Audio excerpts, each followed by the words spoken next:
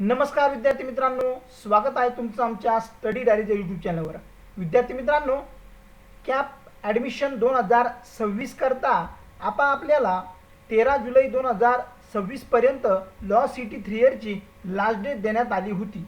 ज्या विद्यार्थ्यांनी अद्याप रजिस्ट्रेशन केले नव्हते अशा विद्यार्थ्यांसाठी ही डेट देण्यात आली होती आणि कालपर्यंत बऱ्याच विद्यार्थ्यांनी फॉर्म भरलेले आपल्याला दिसणार आहे।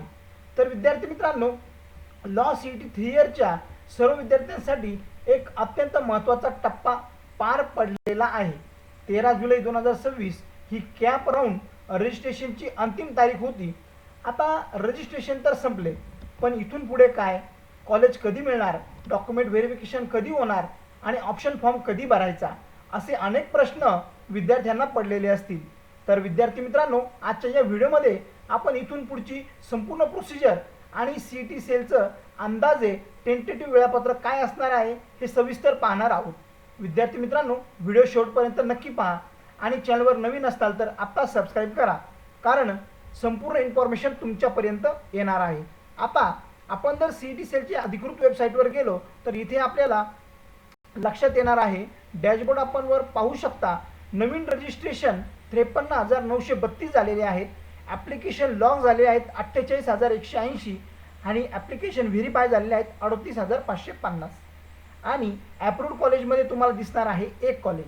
आता विद्यार्थी मित्रांनो, ही जी परिस्थिती आहे ती पाहणं अत्यंत गरजेचं आहे आणि सध्याच्या आकडेवारीनुसार जवळपास 53,000पेक्षा जास्त विद्यार्थ्यांनी रजिस्ट्रेशन पूर्ण केलेलं आहे, ज्यापैकी अनेक विद्यार्थ्यांचे फॉर्म लॉक झालेले आहेत आणि काही विद्यार्थ्यांचे डॉक्युमेंट व्हेरीफाय झालेले आहेत।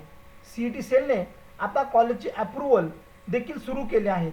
यावर्षी कॅप राऊंडमध्ये सहभागी जे कॉलेजेस होणार आहेत त्यांची संख्या इथे दिसणार आहे आणि एकदा का कॉलेज अप्रूव्ड झाले की तिथून पुढे आपल्याला पुढची प्रोसिजर लक्षात येणार आहे। विद्यार्थी मित्रांनो, आता आपण सी ई टी सेलच्या या अधिकृत वेबसाईटवर आल्यानंतर इथे आपल्याला ॲडमिशन शेड्यूलवर जर आपण क्लिक केलं तर आपण इथे पाहू शकता की आपल्याला अद्याप कोणत्याही प्रकारचं अपडेट आलेलं दिसणार नाही आहे।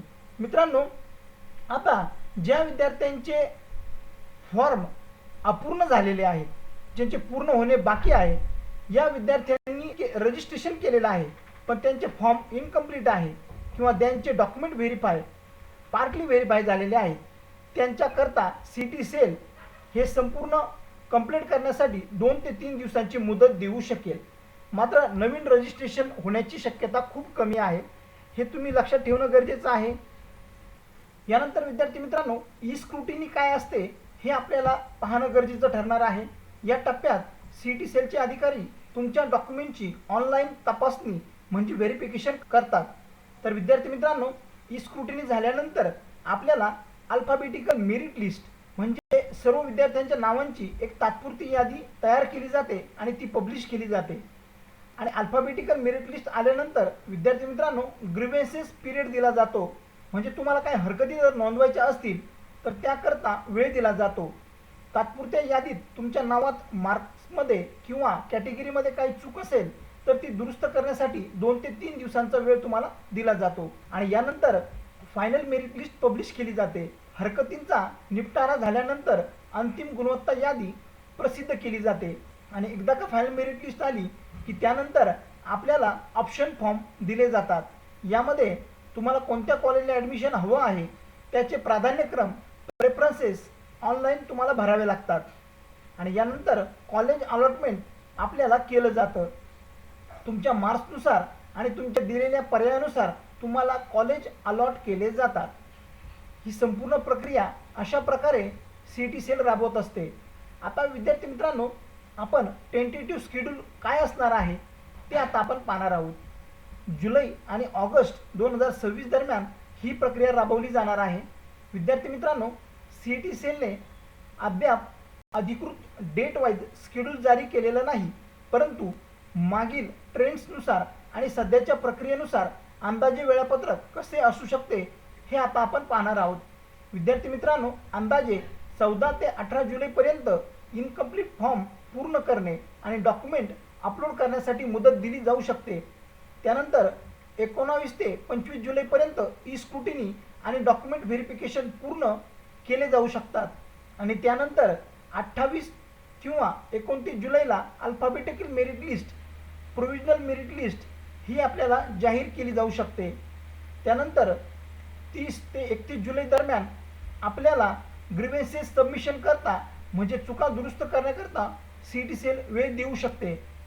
आणि 2 ते 3 ऑगस्ट दरम्यान फायनल मेरिट लिस्ट आपल्याला CET सेलच्या अधिकृत वेबसाईटवर पाहायला मिळणार आहे.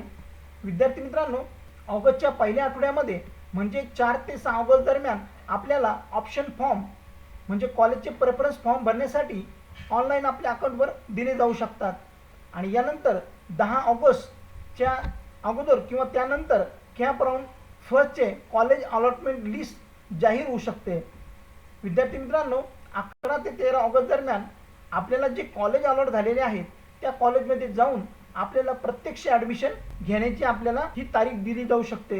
विद्यार्थी मित्रांनो, हे जे वेळापत्रक मी आपल्याला सांगितलेलं आहे हे टेंटेटिव्ह आहे, अंदाजे आहे.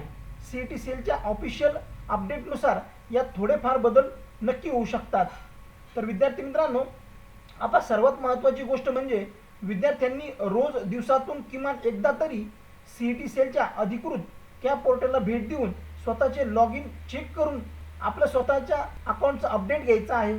तुमचे डॉक्युमेंटमध्ये काही जर त्रुटी येत असतील आणि CET सेलने जर ती त्रुटी काढली असेल ती त्वरित तुम्हाला दुरुस्त करून द्यायची आहे, जेणेकरून तुमचे नाव फायनल मेरिट लिस्टमध्ये येणार आहे. तसेच विद्यार्थी मित्रांनो, आत्तापासूनच तुम्हाला कोणत्या कॉलेजचे पर्याय भरायचे आहेत त्याची यादी, मागील वर्षाचा कट ऑफ आणि फीचं स्ट्रक्चर तपासून एक कच्ची लिस्ट तुम्ही कॉलेजची तयार करून ठेवा, जेणेकरून तुम्हाला कोणत्याही प्रकारची अडचण येणार नाही. विद्यार्थी मित्रांनो, ही होती 13 जुलै नंतरची संपूर्ण पुढील प्रोसिजर. जसे CET सेलकडून अधिकृत सविस्तर वेळापत्रक येईलच, परंतु त्याचं अपडेट तुम्हाला आमच्या चॅनलवर आम्ही सर्वांच्या अगोदर देणार आहोत. विद्यार्थी मित्रांनो, तुम्हाला हा व्हिडिओ माहितीपूर्ण वाटला असेल तर व्हिडिओला लाईक करा, तुमच्या लॉ CETच्या मित्रांसोबत शेअर करा आणि पुढील सर्व अपडेट्ससाठी चॅनलला सबस्क्राईब करायला विसरू नका. तुमचे काही प्रश्न असतील तर खाली कमेंट बॉक्समध्ये नक्की विचारा. भेटूया पुढच्या एका नवीन आणि माहितीपूर्ण व्हिडिओमध्ये. धन्यवाद. जय हिंद, जय महाराष्ट्र.